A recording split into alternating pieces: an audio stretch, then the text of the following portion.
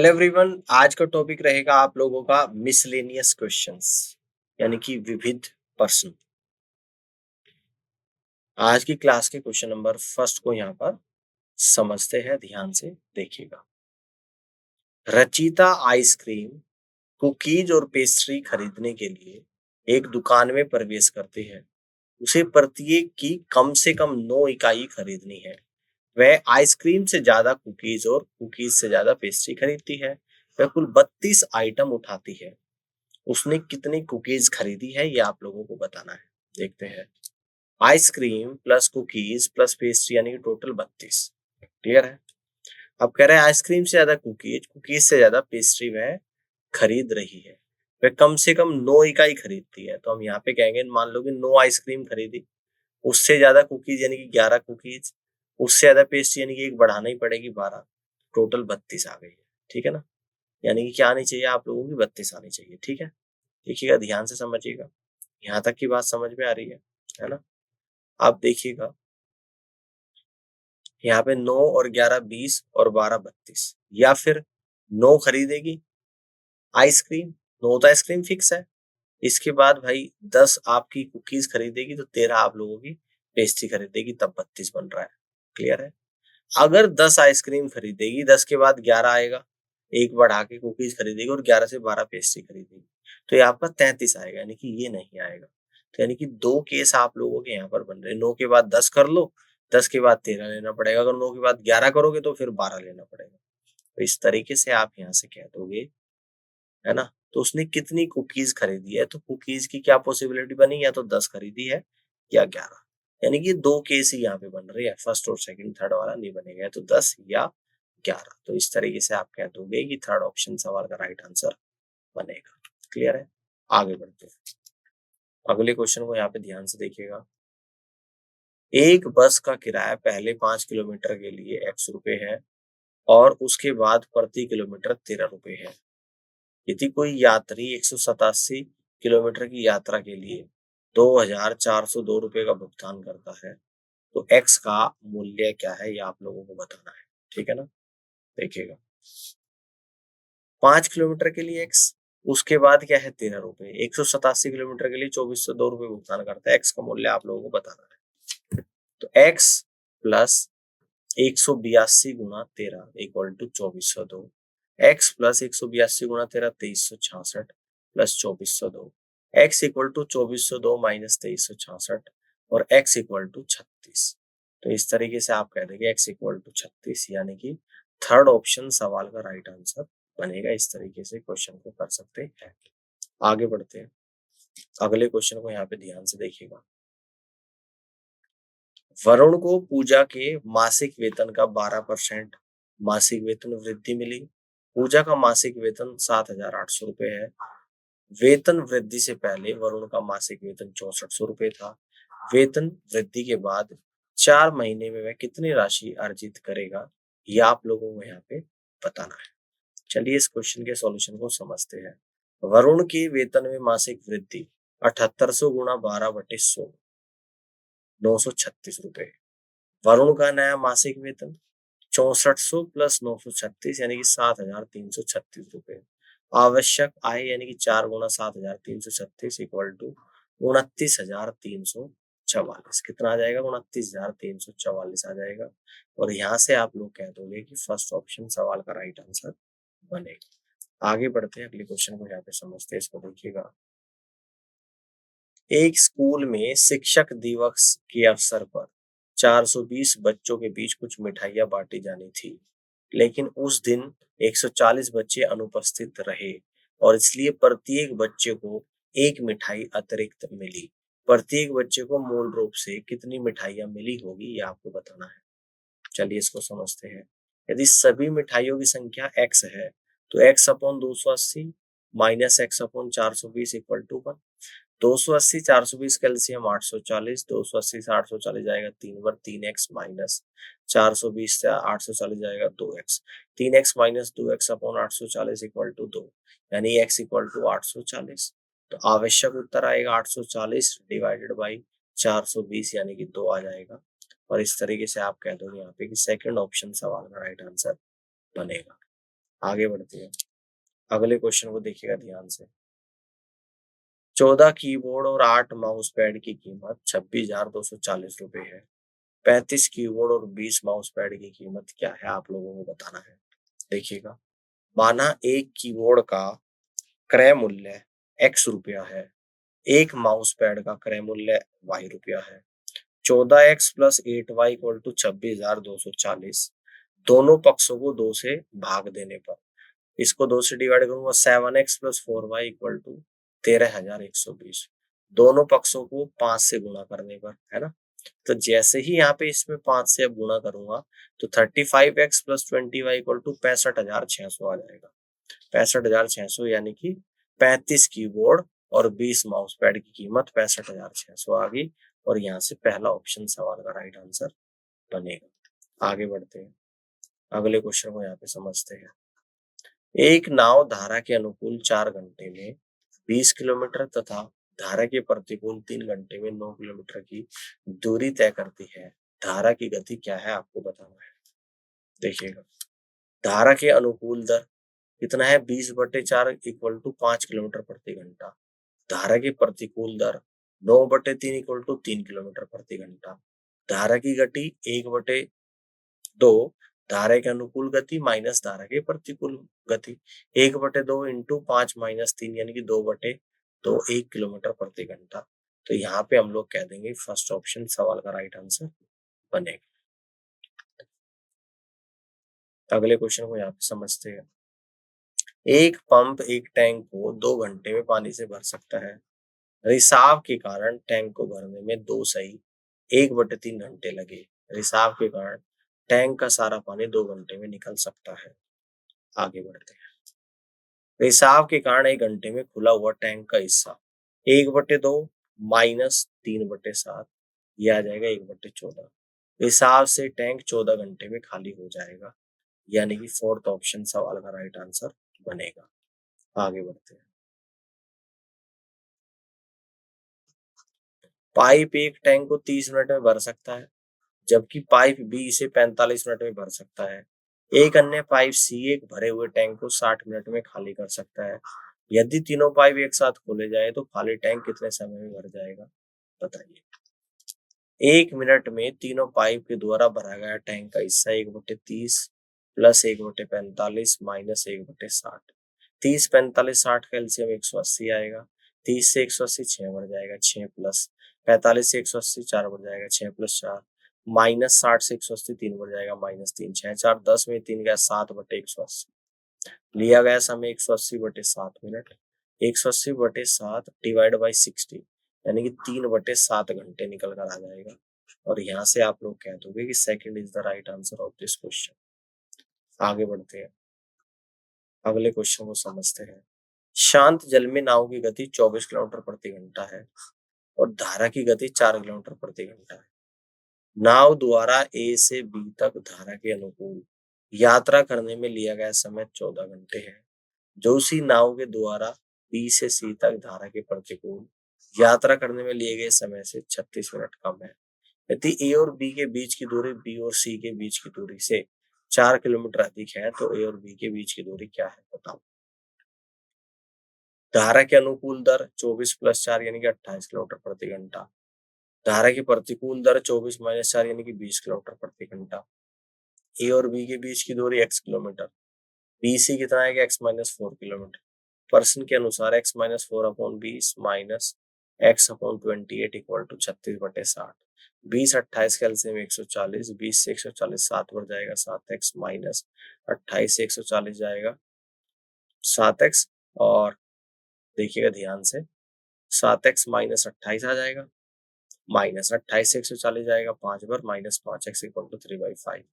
7x में से 5x जाएगा 2x minus 28 upon 140 equal to 3/5। 2x minus 28 equal to 3/5 into 140। 5 से जाएगा 5 दूनी 10, 5 अठे 40, 84, 28 से 84, तो 2x equal to 84 plus 28 equal to 112, x equal to 112/2 यानी कि 56 किलोमीटर। तो थर्ड ऑप्शन सवाल का राइट आंसर यहाँ पर बनेगा। आगे बढ़ते हैं। एक निश्चित राशि को ए बी तथा सी के बीच इस प्रकार बांटा जाता है कि ए को राशि के 1/2 भाग से 40 रुपए अधिक मिलते हैं, बी को राशि के 3/8 भाग से 120 रुपए कम मिलते हैं, सी को 200 रुपए मिलते हैं। तो कुल कितनी राशि है आप लोगों को बताना है। देखिएगा ध्यान से, माना कि प्रारंभिक राशि x है, a equal to x by two plus 40 आ जाएगा, b equal to 3x/8 minus 120, c का हिस्सा x माइनस x/2 माइनस 40, ठीक है ना, ये माइनस कर देंगे ए का हिस्सा और बी का, यानी कि -3x/8 माइनस का प्लस हो जाएगा +120, यानी कि x minus x/2 minus 3x/8 plus 80 equal to कितना आएगा, 8 एलसीएम ले लूंगा, 8x minus 4x minus 3x plus 80, तो x/8 प्लस 80 ये सी का हिस्सा आ जाएगा। तो प्रश्न के अनुसार कह रहा है सी को 200 मिल रहे हैं, सी का हिस्सा निकल कर आया x/8 plus 80 equal to 200, x/8 equal to 200 minus 80 equal to 120, तो x इक्वल टू 120 इंटू 8 यानी कि 960। तो यहाँ से आप लोग कह दोगे थर्ड ऑप्शन सवाल का राइट आंसर बनेगा। आगे बढ़ते हैं, अगले क्वेश्चन को देखिएगा ध्यान से। अगले क्वेश्चन को ध्यान से देखिएगा। नाव की धारा के प्रतिकूल गति और धारा की अनुकूल गति के बीच का अनुपात 3:4 है। यदि नाव धारा के अनुकूल 3 घंटे 30 मिनट में 70 किलोमीटर की दूरी तय करती है, तो स्थिर जल में नाव की गति किलोमीटर प्रति घंटा में क्या है आप लोगों को बताना है। धारा के अनुकूल दर 4x किलोमीटर प्रति घंटा, धारा की प्रतिकूल दर 3x किलोमीटर प्रति घंटा। प्रश्न के अनुसार समय बराबर दूरी बटे गति, समय कितना 3 से 1/2 इक्वल टू दूरी 70/4x, 70/4x इक्वल टू 7/2, यानी कि 10/2x equal to 1, 2x equal to 10, x बराबर 5 आ गया। धारा की प्रतिकूल दर 5 गुना 3 बराबर 15 किलोमीटर प्रति घंटा, धारा के अनुकूल दर 5 गुना 4 बराबर 20 किलोमीटर प्रति घंटा। स्थिर जल में नाव की गति 1/2 20 प्लस 15 किलोमीटर प्रति घंटा, यानी कि 1/2 गुना 35 17.5 किलोमीटर प्रति घंटा, यानी कि यहाँ से फोर्थ ऑप्शन सवाल का राइट आंसर बनेगा। क्लियर हो गई बात। आगे बढ़ते हैं। एक टैंक में 2 इनलेट है ए और बी। जब कोई रिसाव नहीं होता है तो ए को खाली टैंक को पूरी तरह से भरने में अकेले 2 घंटे लगते हैं और बी को अकेले 3 घंटे लगते हैं। रिसाव के कारण कोई इनलेट खुला न होने पर पूरा टैंक x घंटे में पूरी तरह से खाली हो जाता है। अब जब केवल इनलेट एक खोला गया तो खाली टैंक को पूरी तरह से भरने में 3 घंटे लगे। तो खाली टैंक को पूरी तरह से भरने में बी को अकेले कितना समय लगेगा, घंटों में आप लोगों को बताना है। आगे बढ़ती है। जब पाइप ए को खोला जाता है तो रिसाव के कारण टैंक का कुछ भाग 1 घंटे में खाली हो जाता है। 1/3 माइनस 1/2 यानी कि 6 एलसीएम ले लूंगा, 2 माइनस 3/6 इक्वल टू -1/6। पूरा टैंक खाली करने में लगा समय 6 घंटे। पाइप बी द्वारा 1 घंटे में भरा गया टैंक का हिस्सा 1/3 minus 1/6 equal to 2 minus 1/6 equal to 1/6। आवश्यक समय यानी कि 6 घंटे। तो इस तरीके से आप यहाँ से कह दोगे कि फिफ्थ ऑप्शन सवाल का राइट आंसर बनेगा। आगे बढ़ते हैं, अगले क्वेश्चन को देखिएगा ध्यान से। एक नाव के द्वारा धारा के प्रतिकूल एक निश्चित दूरी तय करने में लिया गया समय धारा के अनुकूल समान दूरी तय करने में लिए गए समय का 2 गुना है। यदि नाव धारा के प्रतिकूल 20 किलोमीटर की दूरी 1 घंटे 40 मिनट में तय करती है तो नाव की गति ज्ञात कीजिएगा। स्थिर जल में नाव की गति x किलोमीटर प्रति घंटा, धारा की गति y किलोमीटर प्रति घंटा। नीचे की ओर यानी कि धारा के अनुकूल गति x प्लस वाई किलोमीटर प्रति घंटा, धारा के प्रतिकूल दर x माइनस वाई किलोमीटर प्रति घंटा। क्वेश्चन के अनुसार x plus y equal to 20/1 सही 40/60 किलोमीटर प्रति घंटा, x plus y equal to 20/5/3 equal to 20 गुणा 3/5 यानी कि 12 किलोमीटर प्रति घंटा। तो 2 गुणा 20/x plus y equal to 20/x minus 5, 20 से 20 चला जाएगा तो ये आएगा 2x minus 2y equal to x plus y, यानी x इक्वल टू 3y। समीकरण 1 से, ठीक है। 3y plus y equal to 12, तो 4y इक्वल टू 12, y बराबर 12/4 इक्वल टू 3 किलोमीटर प्रति घंटा, x equal to 3 into 3 equal to 9 kilometre प्रति घंटा। धारा की प्रतिकूल दर x माइनस वाई यानी कि 9 माइनस 3 इक्वल टू 6 किलोमीटर प्रति घंटा। तो इस तरीके से आप यहाँ से कह देंगे फर्स्ट ऑप्शन सवाल का राइट आंसर बनेगा। इस क्वेश्चन को यहाँ पे ध्यान से देखिएगा। एक नाव के द्वारा धारा के अनुकूल एक दूरी तय करने में लिया गया समय धारा के प्रतिकूल उसी दूरी को तय करने में लिए गए समय का आधा है। यदि नाव धारा के अनुकूल 7.5 किलोमीटर की यात्रा 1 घंटे 30 मिनट में करती है तो उसकी गति किलोमीटर प्रति घंटा में क्या है आप लोगों को बताना है। देखिएगा ध्यान से। धारा के प्रतिकूल 7.5 किलोमीटर की दूरी तय करने में लगा समय इक्वल टू 3/2 घंटे। 7.5 किलोमीटर धारा के अनुकूल दूरी तय करने में लगा समय 3/4 घंटे। ठीक है। गति दूरी बटे समय, तो नाव की अनुप्रवाह की दर 7.5 को डिवाइड करूंगा 3/2 से इक्वल टू 7.5 इंटू 2/3 यानी कि 5 किलोमीटर प्रति घंटा। नाव के बहाव की दिशा की दर 7.5 इंटू 4/3 इक्वल टू 10 किलोमीटर प्रति घंटा, यानी आप यहाँ से कह दोगे फोर्थ ऑप्शन सवाल का राइट आंसर बनेगा। क्लियर हो गई है बात। आगे की तरफ बढ़ते हैं, अगले क्वेश्चन को यहाँ पे समझते हैं। पाइप ए और बी के टैंक को क्रम से 10 घंटे और 8 घंटे में भर सकते हैं। कुछ समय के बाद पाइप ए को बंद कर दिया गया और टैंक को पूरी तरह से भरने में कुल 6 घंटे लगे। पाइप ए ने कितने घंटे काम किया ये आप लोगों को बताना है। मान लीजिए कि पाइप ए x घंटे में खुला रहा, तो क्वेश्चन के अनुसार x/10 plus 6/8 equal to 1, x/10 equal to 1 minus 3/4 equal to 1/4, x equal to 10/4 equal to 2 सही 1/2 घंटे, यानी कि सेकंड ऑप्शन सवाल का राइट आंसर बनेगा। आगे की तरफ बढ़ते हैं। एक व्यक्ति धारा के प्रतिकूल दिशा में नाव चलाने में धारा के अनुकूल दिशा में नाव चलाने में लगने वाले समय से 2.2 गुना अधिक समय लेता है। यदि वह धारा के अनुकूल दिशा में 55 किलोमीटर नाव 2 घंटे 30 मिनट में चला सकता है, तो स्थिर जल में नाव की गति बतानी है कि कितनी होगी। तो इस क्वेश्चन को समझेंगे। धारा के अनुकूल दर 55/5/2, 55 गुणा 2/5 यानी कि 11 दूनी 22 किलोमीटर प्रति घंटा। धारा की प्रतिकूल दर यात्रा में लिया गया समय 5/2 गुणा 2.2 इक्वल टू 5.5 घंटे। धारा की प्रतिकूल दर इक्वल टू 55/5.5 यानी कि 10 किलोमीटर प्रति घंटा। स्थिर जल में नाव की गति 1/2 22 प्लस 10, तो 1/2 गुणा 32 इक्वल टू 16 किलोमीटर प्रति घंटा, यानी आप यहाँ से कह दोगे कि थर्ड ऑप्शन सवाल का राइट आंसर बनेगा। आगे बढ़ते हैं, अगले क्वेश्चन को समझिएगा। स्थिर जल में एक नाव की गति 15 किलोमीटर प्रति घंटा है तथा धारा की गति 3 किलोमीटर प्रति घंटा है। नाव के द्वारा बिंदु ए से बी तक धारा के अनुकूल तय की गई दूरी उसी नाव के द्वारा बिंदु बी से सी तक धारा के प्रतिकूल उसी समय में तय की गई दूरी से 24 किलोमीटर अधिक है। नाव को बिंदु सी से बी तक धारा के अनुकूल तय करने में कितना समय लगेगा। तो इस क्वेश्चन को समझते हैं। नाव की धारा के अनुकूल दिशा की दर 15 प्लस 3 बराबर 18 किलोमीटर प्रति घंटा। नाव की धारा के प्रतिकूल दिशा की दर 15 माइनस 3 बराबर 12 किलोमीटर प्रति घंटा। मान लीजिए BC बराबर x किलोमीटर, AB बराबर x प्लस 24 किलोमीटर।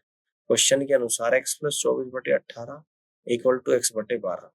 तो देखिएगा यहाँ से 6 से 2 बार जाएगा, 6 से 3 बार, तो x plus 24/3 equal to x/2 cross multiply 3x equal to 2x plus 48 यानी कि 3x minus 2x equal to 48, x बराबर 48। तो धारा के अनुकूल 48 किलोमीटर नौकायन में लगा समय 48/18 घंटे यानी कि 8/3 घंटे। 2 घंटे 2/3 गुणा 60 यानी कि 2 घंटे 40 मिनट। तो 2 घंटे 40 मिनट का समय लगेगा और थर्ड ऑप्शन सवाल का राइट आंसर बनेगा। आगे बढ़ते हैं, अगले क्वेश्चन को यहाँ पे ध्यान से देखिएगा। एक नाव ए से बी तक धारा के प्रतिकूल और फिर बी से सी तक धारा के अनुकूल समान समय में यात्रा करती है। ए से बी तक की दूरी और बी से सी तक की दूरी के बीच का अनुपात 5:7 है। यदि नाव को धारा के अनुकूल 35 किलोमीटर की दूरी तय करने में 2 घंटे 30 मिनट लगते हैं, तो धारा की गति क्या है आपको बताना है। अब देखिएगा ए बी बराबर कितना है 5x किलोमीटर, बी सी बराबर कितना है 7x किलोमीटर। नाव की धारा के अनुकूल दिशा की दर 35/2 सही 1/2 यानी कि 35/5/2 इक्वल टू 35 गुना 2/5। 5 से 35 7 बार, 7 दूनी 14 किलोमीटर प्रति घंटा। नाव की धारा के प्रतिकूल दिशा की दर इक्वल टू वाई किलोमीटर प्रति घंटा। प्रश्न के अनुसार 5x/y equal to 7x/14, x x से x कैंसिल आउट हो गया, 5/y इक्वल टू ये आ जाएगा 1/2। तो y इक्वल टू 10 किलोमीटर प्रति घंटा धारा की गति। 1/2 14-10 यानी कि कितना आ जाएगा आप लोगों का 2 किलोमीटर प्रति घंटा। और यहाँ से आप लोग कह दोगे फर्स्ट ऑप्शन सवाल का राइट आंसर बनेगा। आगे बढ़ते हैं। ट्रेन ए और बी की लंबाई क्रमशः 300 मीटर और 660 मीटर है। जब ट्रेनें विपरीत दिशा में यात्रा कर रही होती है तो उन्हें एक दूसरे को पार करने में 12 सेकंड लगते हैं जिस क्षण वे मिलती है। जब वे एक ही दिशा में यात्रा कर रही होती है तो उन्हें एक दूसरे को पार करने में 2 मिनट 12 सेकंड लगते हैं जिस क्षण में मिलती है। ठीक। तेज गति वाली ट्रेन की गति क्या है ये आप लोगों को बताना है। तेज ट्रेन की गति 1 किलोमीटर प्रति घंटा, धीमी ट्रेन की गति y किलोमीटर प्रति घंटा है। विपरीत दिशाओं में सापेक्ष गति x+y और समान दिशाओं में सापेक्ष गति x-y किलोमीटर प्रति घंटा। विपरीत में स्पीड जुड़ जाती है और जब सेम डायरेक्शन में चलती है तो स्पीड घट जाती है। प्रश्न के अनुसार x+y इक्वल टू 300 + 360/12 बराबर 660/12 यानी कि x+y बराबर 55 equation number 1। x-y equal to 660/132 यानी कि x-y equal to 5 equation number 2। समीकरण 1 और 2 से दोनों को ऐड करूंगा तो 2x बराबर 60 आएगा, x बराबर 30 मीटर पर सेकंड। तो 30 गुणा 18/5 तो 18 छिका 108 किलोमीटर प्रति घंटा। तो 108 किलोमीटर प्रति घंटा आ जाएगा यानी यहाँ से आप लोग कह दोगे कि फिफ्थ ऑप्शन सवाल का राइट आंसर बनेगा। आगे बढ़ते हैं, अगले क्वेश्चन को यहाँ पे समझते हैं। एक नाव की धारा के अनुकूल गति और धारा के प्रतिकूल गति के बीच का अनुपात क्रमशः 7:5 है। यदि नाव धारा के अनुकूल 63 किलोमीटर की दूरी 3 घंटे में तय करती है तो स्थिर जल में नाव की गति क्या है किलोमीटर प्रति घंटा में बताओ। देखिएगा, माना स्थिर जल में नाव की गति x किलोमीटर प्रति घंटा, धारा की गति y किलोमीटर प्रति घंटा।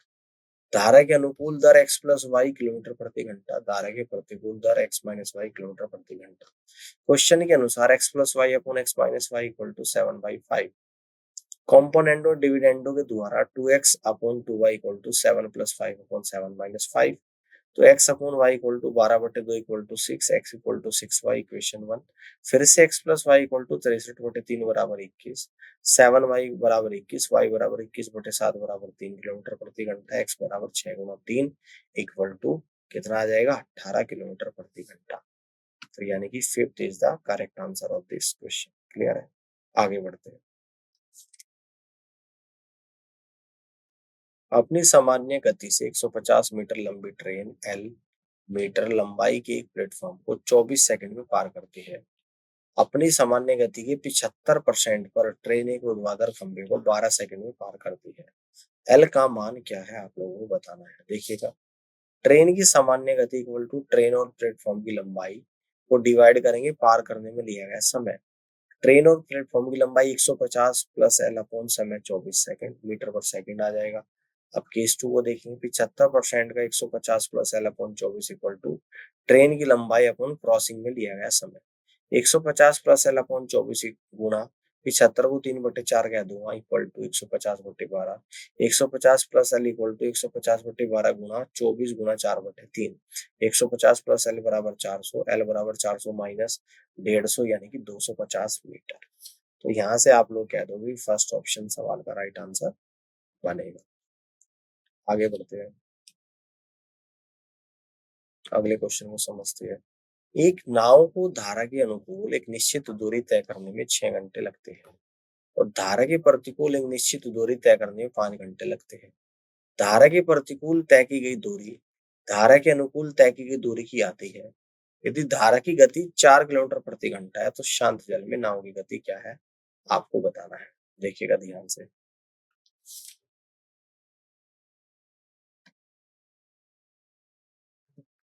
ध्यान से देखिएगा। माना स्थिर जल में नाव की गति x किलोमीटर प्रति घंटा है, ठीक है ना, इसको हटा देना। धारा के अनुकूल दर x+4 किलोमीटर प्रति घंटा, धारा के प्रतिकूल दर x-4 किलोमीटर प्रति घंटा। 6 घंटे में धारा के अनुकूल तय की गई दूरी 6 × x+4 किलोमीटर। 5 घंटे में धारा के प्रतिकूल तय की गई दूरी 5 × x-4 किलोमीटर।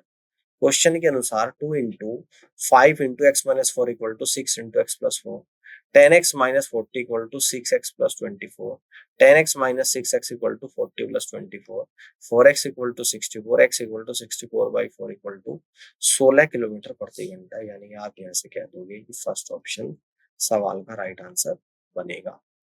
आगे बढ़ते हैं, अगले क्वेश्चन को यहाँ पे समझिएगा ध्यान से। एक नाव को धारा के प्रतिकूल 105 किलोमीटर और धारा के अनुकूल उतनी ही दूरी तय करने में कुल 12 घंटे का समय लगता है।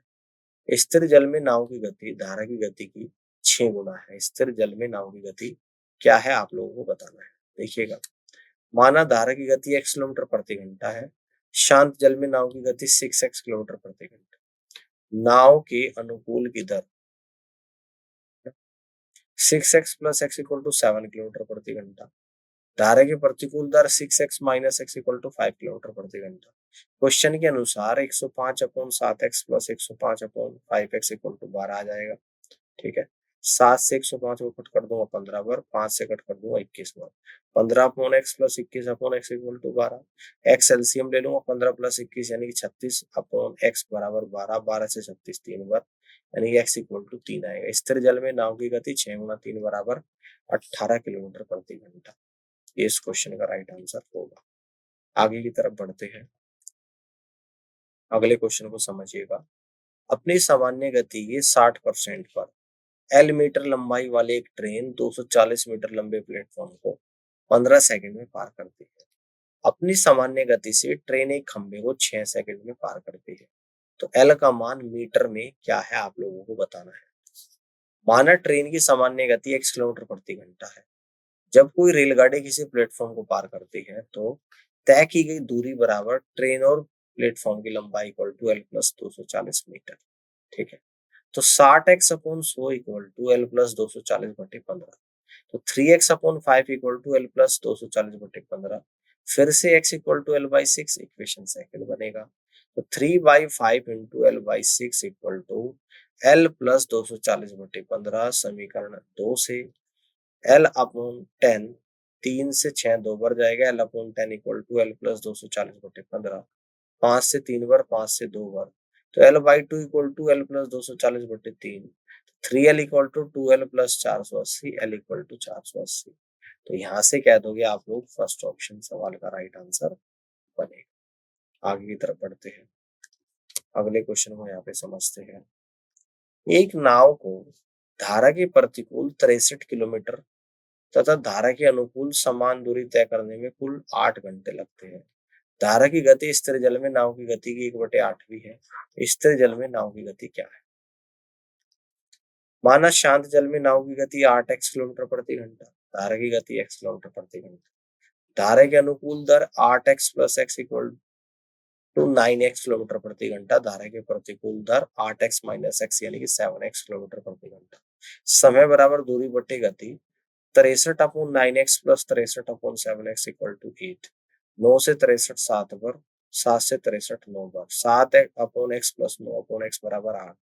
तो 16/x = 8, 8 से 16 2 बार, तो x = 2। स्थिर जल में नाव की गति 8x = 16 किलोमीटर प्रति घंटा, यानी कि थर्ड ऑप्शन सवाल का राइट आंसर बनेगा। तो इस तरीके से हम यहाँ पे क्वेश्चन को सॉल्व कर सकते हैं।